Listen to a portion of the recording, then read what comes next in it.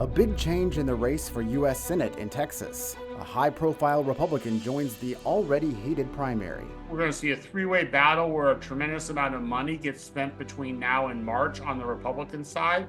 We look at how Wesley Hunt's campaign changes the outlook for Republicans and why someone who's not in the race could shake things up for Democrats.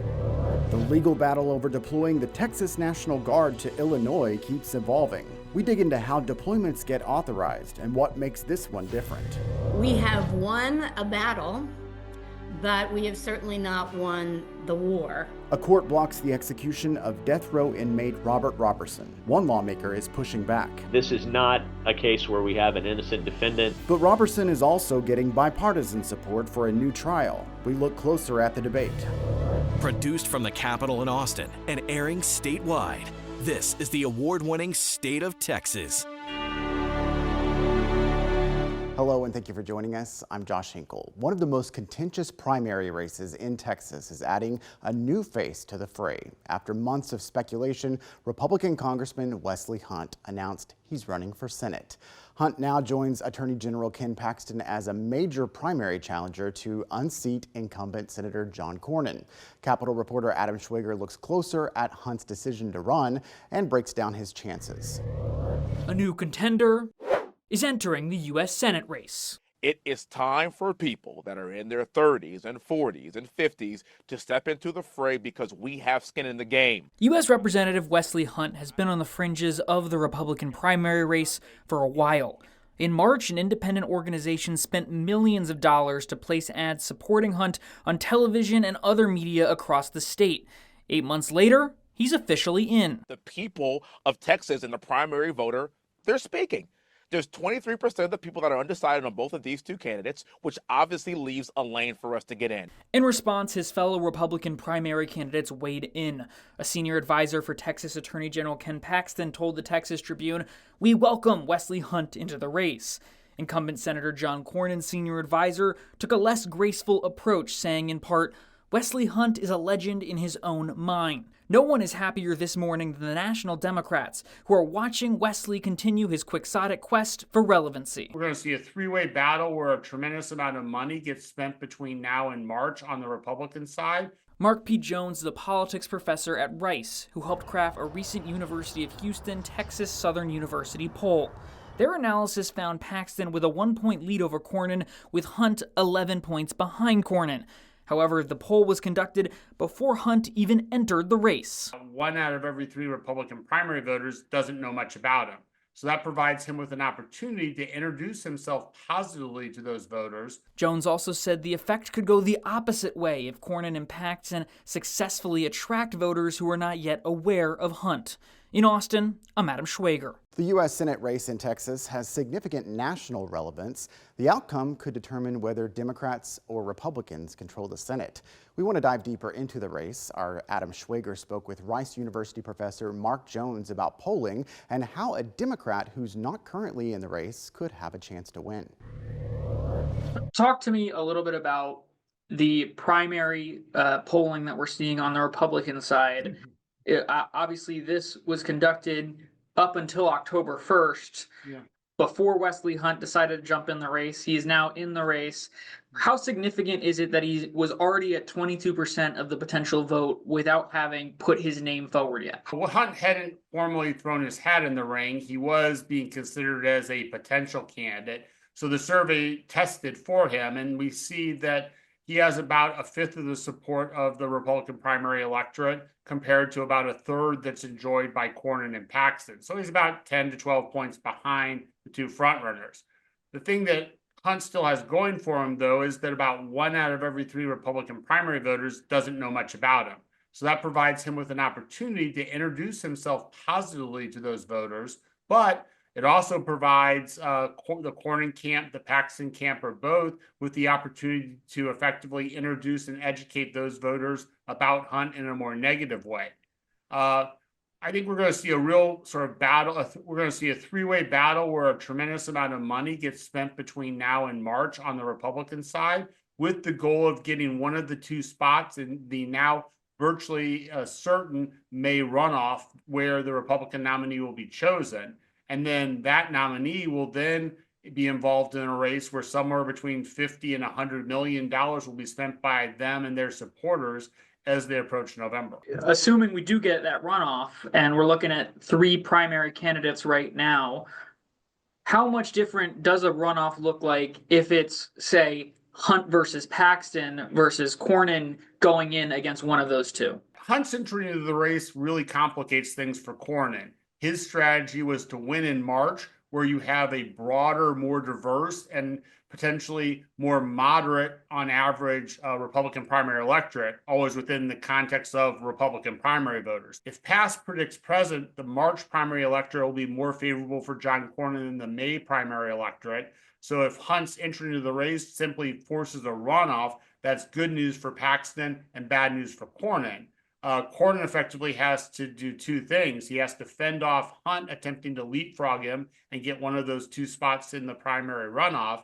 And then in that primary runoff, he's going to face an uphill battle against Ken Paxton, where you're going to go into it with a majority of the voters in that May primary often being very conservative, and Cornyn will have to convince them why they should vote for him rather than the Attorney General. So shifting over to that Democratic primary, a lot of the polling that I see, not from you guys, but heading into this, was a lot of low name recognition for James Tallarico, either in those polls when he was rumored to run or since he got in.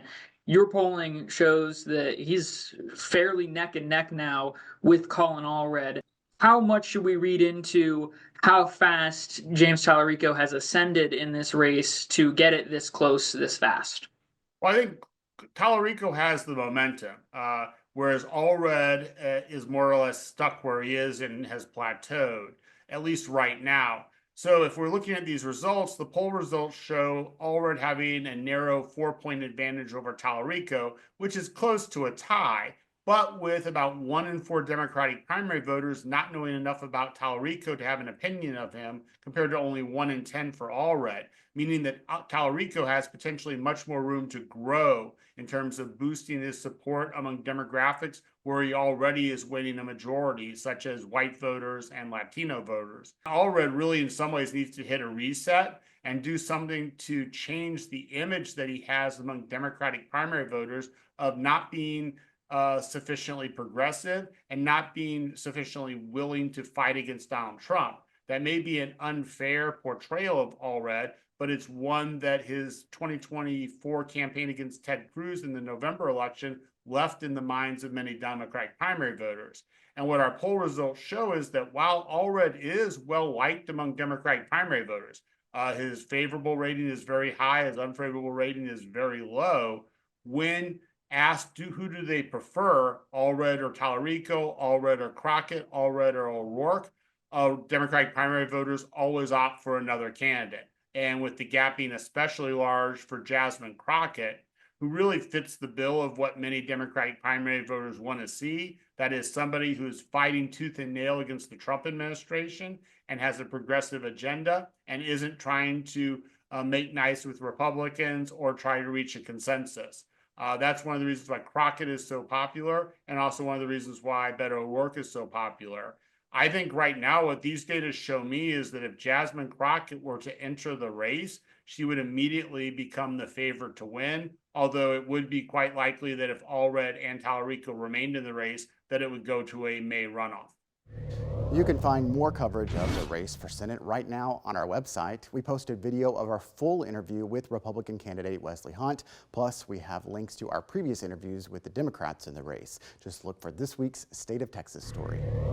A Texas court blocks the execution of a man convicted of killing his 2-year-old daughter. We look at the division over the decision and what comes next. Courts take up the question of when it's legal to deploy National Guard soldiers to other states. We dig into how deployments get authorized and what makes one involving Texas troops different. Robert Roberson, the man convicted of killing his 2-year-old daughter in 2003, will not be executed next week. Thursday, the Court of Criminal Appeals granted a motion that blocks his execution. Roberson has maintained his innocence. His defense team says he needs a new trial, and he's getting support from a bipartisan group of state lawmakers. One day before the stay, 4 Texas House members traveled to the prison where Roberson is being held. They met with him and prayed with him, and afterwards expressed concerns about the case against him. Roberson's supporters believe his conviction was based on shaken baby syndrome, which they call outdated science. But opponents argue the verdict came from clear and convincing evidence. Dylan McKim looks closer at the case. For the second time in a year, Robert Roberson was saved from execution. We have won a battle, but we have certainly not won the war. The Court of Criminal Appeals blocking his execution, a momentous occasion for Roberson and a group of Texas lawmakers who have been pushing for a new trial in the case. Has never had due process, and he has never had a fair trial. And so my hope that truth is going to come out here and that justice will be served. Those lawmakers argue Roberson was wrongfully convicted of killing his 2-year-old daughter, Nikki, using a shaken baby syndrome hypothesis, a theory they say is now debunked. We do the best with science at the time.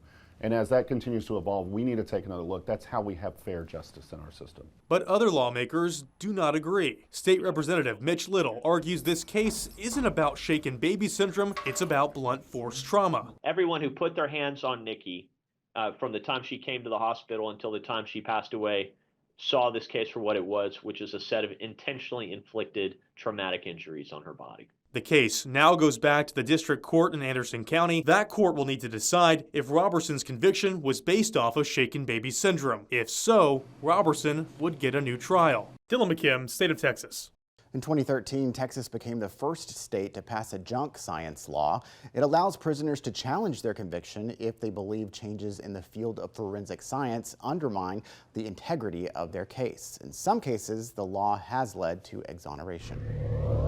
Courts take up the question of when it's legal to deploy National Guard soldiers to other states. We dig into how deployments get authorized and what makes one involving Texas troops different. An Austin-based startup could give homeowners a new way to keep the lights on when the electric grid has power problems. Now we're getting an inside look at the operation. Find out how they aim to provide savings and peace of mind for customers.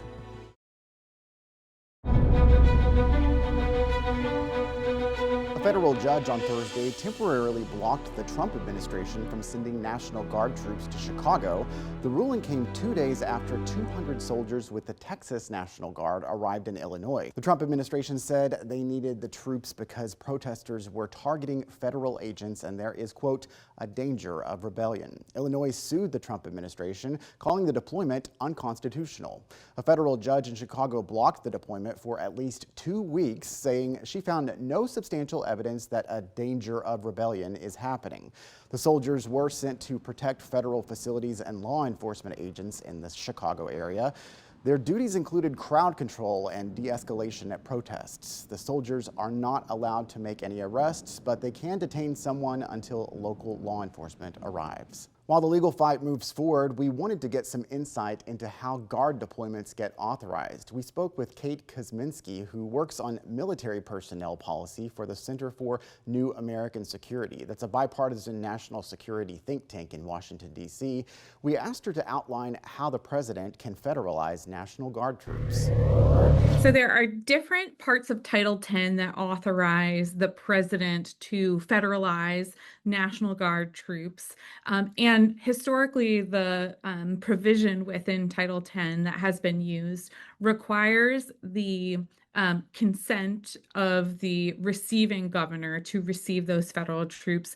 So the exact verbiage within Title X is that the president can send federalized troops in through the governor, where the deployment of troops from other states to a second state, where the complications are there, is that this is the federal government using state National Guard and under Title 32 orders. So those activated National Guardsmen still report to their governor, but the federal government is paying the cost of using them in another state.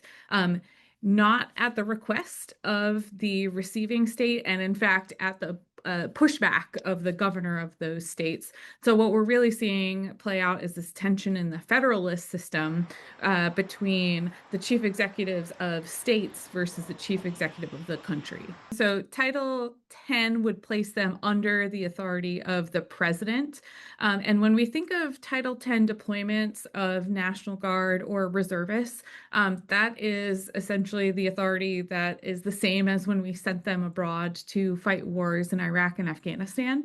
And there are even stricter guardrails against the domestic use of guardsmen under Title 10 orders because of the firm belief on both sides of the aisle over American history that we are very proud of the fact that we train our guardsmen to be the most lethal fighting force in the world as part of our total force with our active duty and reserve service members, and that we don't want to use that capability domestically for law enforcement purposes. And in fact, that the use domestically of the military for law enforcement purposes is barred by the Posse Comitatus Act, which takes us back to the 1870s.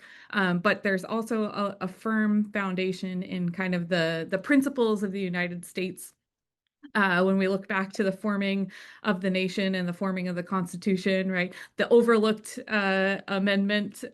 constitutional amendment about not having to quarter soldiers, the use, our reaction to the British having a standing army in the United States, and our reaction to the Brits using their military for law enforcement purposes, like collecting taxes in response to the Townsend Acts.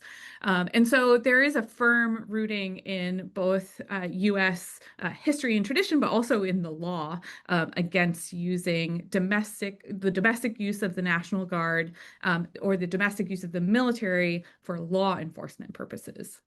You know, and I know we're focusing a lot on this big picture here, but I know you also know about the small scale, what it means for these National Guard members to put their lives on hold and go, 1,000 miles away to do activities outside of their home. I think it's worth highlighting, regardless of where the general public comes down on the policy or whether it's a good idea or a bad idea to use the Guard, we need to separate out those individual professional guardsmen who do not have a choice in the matter.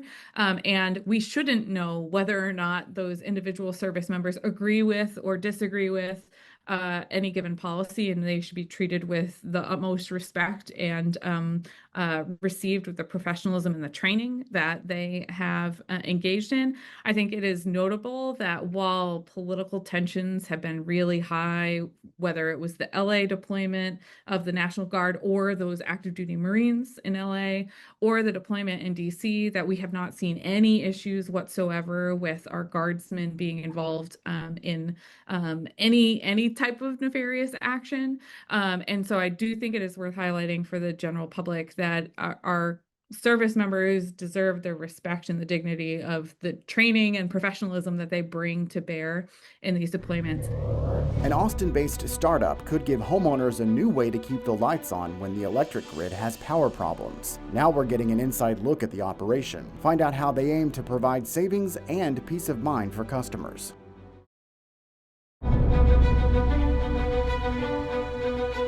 An Austin-based startup aiming to improve the state's electric grid is getting a major investment of $1 billion. The company, Base Power, builds batteries capable of powering people's home during an outage. Science reporter Eric Henriksen got an inside look at the operation and how these batteries could provide savings and peace of mind for customers.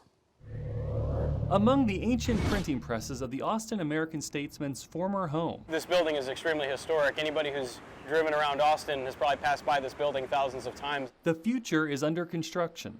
The grid is not built for where modern power demand is going, and the grid needs a lot of additional support. Justin Lopez is the co-founder of Base Power, an Austin-based startup designing backup batteries for homeowners. And that battery is used to support the grid, so discharge and charge from and to the grid. And then when the grid goes off, the battery is all for the homeowner for backing up their home. So it acts sort of like a generator. And then we have the base power. Martin Rodriguez heard about base power last year. We were here during those winter storms. It was a rough go like everybody else, and that was certainly a huge motivator to start the process of looking for a whole home backup battery. It cost about $700 to install with a monthly fee of $19. And then, since the company acts as your utility provider, you also owe monthly bills. The company is just 2 years old, but has already seen rapid expansion, with $1 billion investment during their latest round of funding. It's going to enable us to take the next step in our journey to building what we think will be the company that helps rebuild the future of American power. CEO Zach Dell says their new facility and the investment will help with this. The company is already installing dozens of batteries a day. Job's not finished, right? Like we're just getting started. Something Martin can take a little credit for. Fully recommended it to probably 8 to 10 people in our neighborhood. Eric Hendrickson, State of Texas. Base power is currently available in Dallas, Fort Worth, Houston, and some areas north of Austin. It has plans to expand its coverage across the state in the near future. And you may be curious about company CEO Zach Dell. He is the son of tech billionaire Michael Dell. Thank you for joining us again for State of Texas. I'm Josh Hinkle. We'll be back next week to bring you an in-depth look at Texas politics.